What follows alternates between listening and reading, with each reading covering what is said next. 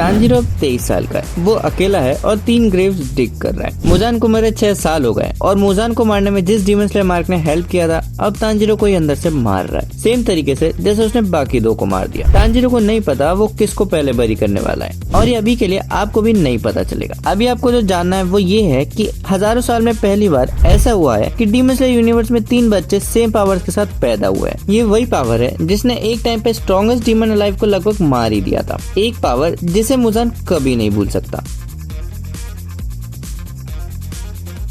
यूरिची demon slayer history का इकलौता ऐसा बंदा है जो कि मार्क के साथ पैदा हुआ था। यूरिची के डेथ के बाद मुजान ने कमांडो फैमिली के बच्चों को हंट किया, उनके ब्लड लाइन को खत्म कर दिया, बस इसलिए ताकि कोई और एक्टिवेटेड मार्क के साथ पैदा ना हो सके। तो मुजान को जब फील हुआ कि एक नहीं बल्कि शहर के 3 कोने में 3 ऐसे बच्चे पैदा हुए हैं जिनके पास डीमन स्लेयर का मार्क पहले से एक्टिवेटेड है, वो बेचैन हो गया। वो इमीडिएटली उन्हें हंट करने निकल गया। अगर मुजान चाहता तो वो किसी छोटे डीमन को भेज सकता था, बट वो खुद तांजीरो, ज़ेनित्सु और इनोस्के को मारने निकला। तांजीरो कैनन जैसे ही एक नॉर्मल लाइफ जी रहा था। तांजीरो के फैमिली को बिल्कुल आइडिया नहीं था कि ये डीमन स्लेयर मार्क क्या है। एक रात जब तांजीरो और उसकी फैमिली डिनर एंजॉय कर रहे थे, उसी समय मुजान उनके घर में घुसने से पहले लंबे टाइम तक दरवाजे पे खड़ा रहता है। अगर कोई बाहर से मुजान को देखे तो उसे मुजान के चेहरे पे साफ साफ डर दिख जाता, बट अपने डर को पीछे रखते हुए मुजान घर में घुसता है और कमांडो फैमिली पे अटैक करता है। तांजीरो की फैमिली रिएक्ट करती, उससे पहले मुजान ने उसके सिबलिंग्स और मदर को मार दिया था, except Tanjiro and Nezuko. Tanjiro अपनी सिस्टर को प्रोटेक्ट करने के लिए उसके सामने आ जाता है और मुजान को देखने लगता है। तांजीरो को समझ नहीं आ रहा था कि इधर हो क्या रहा है। उसे बस इतना पता था कि उस मोमेंट उसकी बस बहन बची हुई है और उसे अपनी बहन को बचाना है। मुजान तांजीरो को मारने के लिए आगे बढ़ ही रहा होता है कि उसके अंदर कोई अजीब सी फीलिंग आई, एक ऐसी फीलिंग जो हजारों साल में उसने फील करा था।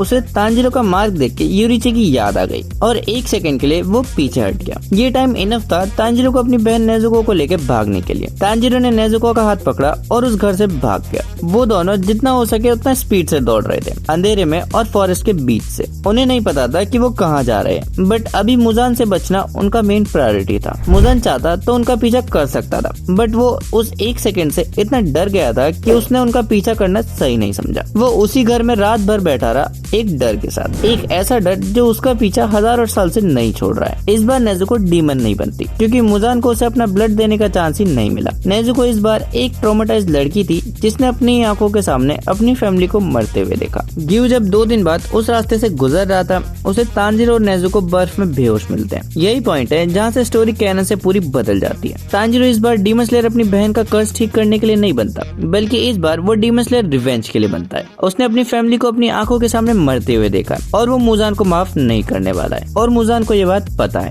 जिस पावर ने उसको लगभग मार ही दिया था, वो अब उसका पीछा वापस कर रही है। गिव तुरंत तांजीरो और नेजुको को उबुयाशिकी के पास ले जाता है क्योंकि पहली बार किसी ने मुजान की शक्ल देखी है और जिंदा बच गया है। उबुयाशिकी को पता है कि यहाँ डेंजर क्या है। वो तुरंत नेजुको को प्रोटेक्शन देता है क्योंकि उसे पता है कि मुजान वापस उन्हें हंट करेगा और नेजुको बस एक बच्ची है जो कि इन सब के बीच में फंस गई है। और तांजीरो ट्रेनिंग शुरू करता है, इस बार और भी इंटेंस और स्ट्रिक्ट, ताकि वो मुजान को सेम फेथ दे सके जो उसने उसकी फैमिली को दिया। मुजान को पता था कि तांजीरो के अलावा और भी 2 ऐसे लोग हैं जिनके पास ये मार्क एक्टिवेटेड है और ये डेंजर को वो इग्नोर नहीं कर सकता। इस बार वो खुद जाने की जगह अपने सबसे पावरफुल डीमन कोकोशिबो को बाकी 2 की तरफ भेजता है। कोकोशिबो ज़ेनित्सु को ट्रैक करता है और उसके पास पहुंचता है, बट ज़ेनित्सु की जगह उसे दिखता है एक ओल्ड स्वॉर्ड्समैन जिगोरो कुआजिमा। जिगोरो कुआजिमा एक रिटायर्ड स्वॉर्ड्समैन था जो कि ज़ेनित्सु को ट्रेन कर रहा था। सालों पहले ट्रेनिंग के दौरान जब जिगोरो को ज़ेनित्सु के चेहरे पे मार्क दिखता है तो वो इमीडिएटली समझ जाता है कि ये क्या है और तब से वो ज़ेनित्सु को प्रोटेक्ट कर रहा होता है, तब तक जब तक ज़ेनित्सु खुद स्ट्रॉन्ग ना बन जाए। जब कोकोशिबो वहाँ पहुँचता है तो जिगोरो वहाँ खड़ा होता है उससे फाइट करने के लिए और उनके बीच की फाइट इजी नहीं होती। जिगोरो को रोडिंग हाशिरा बोला जाता था जब वो अपने प्राइम में था और एक आखिरी बार वही प्राइम कोकोशिबो ने भी देखा। जिगोरो ने कोकोशिबो को सुबह तक रोक लिया एंड इंजर्ड कर दिया, जिससे कोकोशिबो ज़ेनित्सु तक पहुँच ही नहीं पाया, बट इसमें जिगोरो की डेथ हो गई।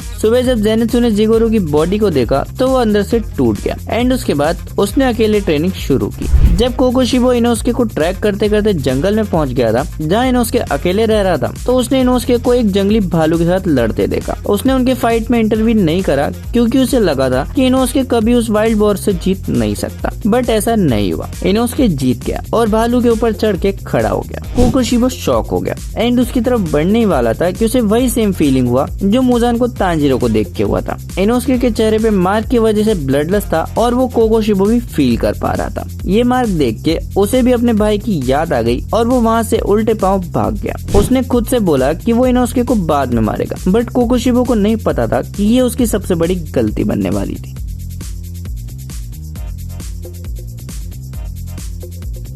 कुछ साल बीत गए और मुजान ने वापस तीनों को हंट नहीं किया। उसे लगा था कि कोकोशिबो ने बाकी दो को संभाल लिया होगा और तांजीरो को तो वो संभाल ही सकता है, बट रियल रीजन कुछ और था। वो अपने पहले इंटरेक्शन से इतना डर गया था कि वापस तांजीरो के पीछे जाने की हिम्मत उसमें कभी नहीं हुई। इन कुछ सालों में तांजीरो, ज़ेनित्सु और इनोस्के बहुत पावरफुल हो गए थे, कैनन से तो बहुत ज्यादा, इतना कि फाइनल सिलेक्शन क्लियर करने में उन्हें बिल्कुल भी दिक्कत नहीं आई। उन तीनों ने आराम से फाइनल सिलेक्शन को क्लियर कर लिया। इस बार तांजीरो डीमंस को थोड़ा भी मर्जी नहीं दिखाता और तुरंत खत्म कर देता है विदाउट हेजिटेशन। नेजुको उबुयाशिकी के प्रोटेक्शन में है। ज़ेनित्सु इस बार किसी भी डीमन से नहीं डरता और थंडर ब्रीदिंग के सारे फॉर्म्स मास्टर करके बैठा है और इनोस्के कैनन जैसा इनोस्के है। इन तीनों की पावर की बात बहुत तेजी से डीमन स्लेयर कॉर्प्स में फैलती है और मुजान तक भी। मुजान को पता चलता है कि ये तीन अभी भी जिंदा हैं और बहुत ज्यादा स्ट्रॉन्ग हो गए और तो और उसे ये भी पता चलता है कि तांजीरो की बहन अभी उबुयाशिकी के प्रोटेक्शन में है। एक लड़की जिसने मुजान का फेस देखा है और वो अलाइव है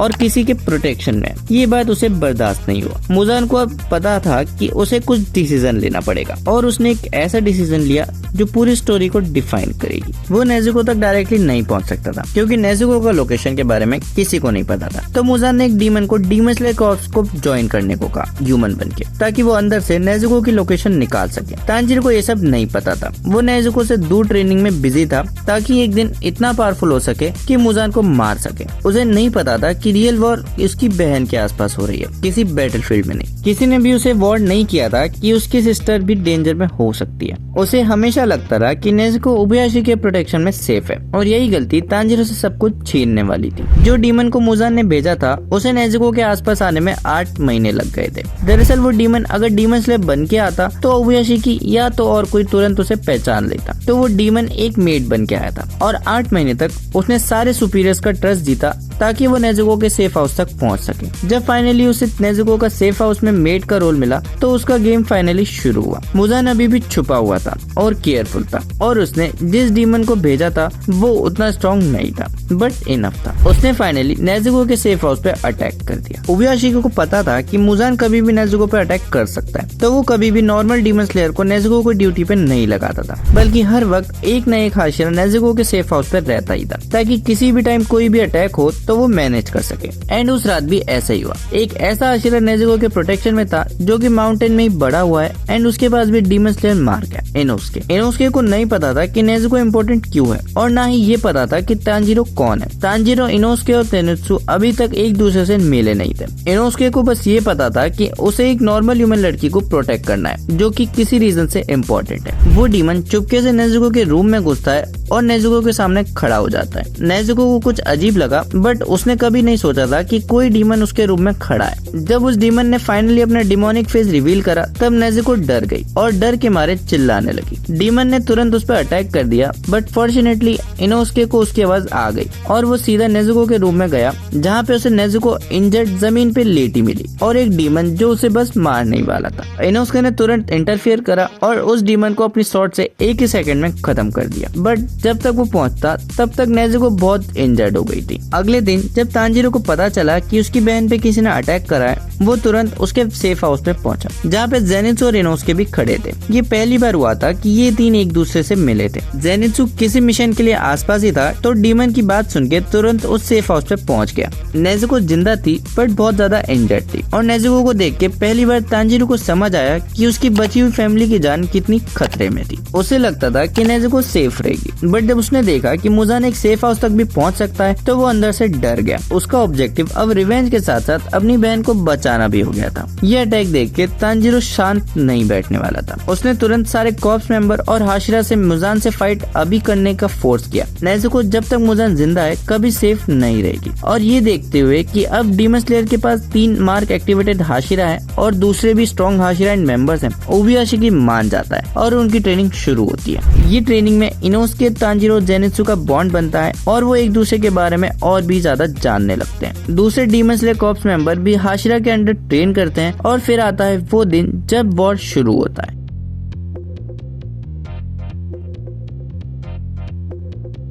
डीमन स्लेयर कॉर्प्स तांजीरो को बीट बना के इंतजार करते हैं। तांजीरो अकेला एक माउंटेन पे 10 से 15 दिन तक रहता है एंड बाकी हाशिरा नजर रखे हुए होते हैं। और जब मुजान देखता है कि तांजीरो अकेला है, वो उस पर अटैक करता है एंड उसी समय बाकी हाशिरा भी फाइट को ज्वाइन करते हैं, जिसके बाद सब कैनन जैसे इन्फिनिटी कासल में पहुंचते हैं। Most of the fight normal होती है जस्ट लाइक कैनन, क्योंकि इन्फिनिटी कासल में सब एक दूसरे से अलग हो गए थे। शिनोबू की डेथ वैसे ही होती है डोमा से, क्योंकि इनोस्के को डोमा को ढूंढने में टाइम लगता है। तांजीरो अकाजा को खत्म करता है और जेनित्सु और इनोस्के से मिलके मुजान के तरफ आगे बढ़ता है, बट उसे रास्ते में दिखता है कोकोशिबो, जिसने म्यूचिरो और गेन्या को पहले ही मार दिया है। दूसरे हाशिरा जो कोकोशिबो से लड़ रहे होते हैं वो भी हार रहे होते हैं। कोकोशिबो इस वर्जन में और भी ज्यादा स्ट्रॉन्ग होता है। जब से वो इनोस्के और जेनित्सु को मारने में फेल हुआ था, वो बहुत ज्यादा ट्रेनिंग कर रहा था और बहुत ह्यूमंस को मार चुका था ताकि और भी ज्यादा स्ट्रॉन्ग हो सके। और अब उसके सामने फाइनली जेनित्सु और इनोस्के खड़े थे तांजीरो के साथ। उनके बीच एक इंटेंस फाइट शुरू होता है। कोकोशिबो 3 ऐसे स्लेयर से फाइट करता है जिनका डीमन स्लेयर मार्क एक्टिवेटेड है और उनके अगेंस्ट बराबर की टक्कर भी देता है। एंड में कोकोशिबो का एक अटैक डायरेक्टली तांजीरो के शोल्डर पे लैंड होता है, जिससे तांजीरो इंजर्ड होता है। बट ये काफी टाइम था जेनित्सु और इनोस्के के लिए। जेनित्सु और इनोस्के कंबाइंड अटैक कोकोशिबो पे लैंड करते हैं, जिससे उसकी डेथ हो जाती है। तांजीरो इंजर्ड होता है, बट इतना नहीं कि फाइट को कंटिन्यू ना रख सके। मुजान के पास अब भागने के लिए कोई भी जगह नहीं बचा है। वो पहले ही डीमन स्लेयर मार्क से डरता था और अब उसके सामने 3 ऐसे लोग खड़े हैं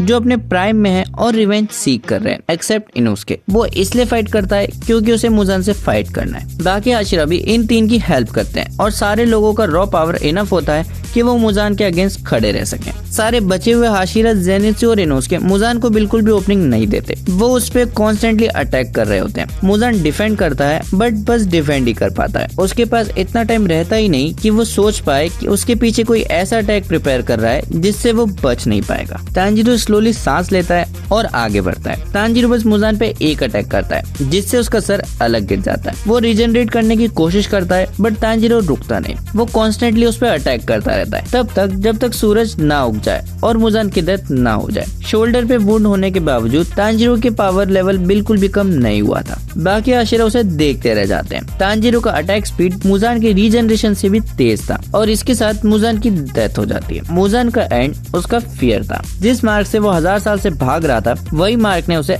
एंड कर दिया।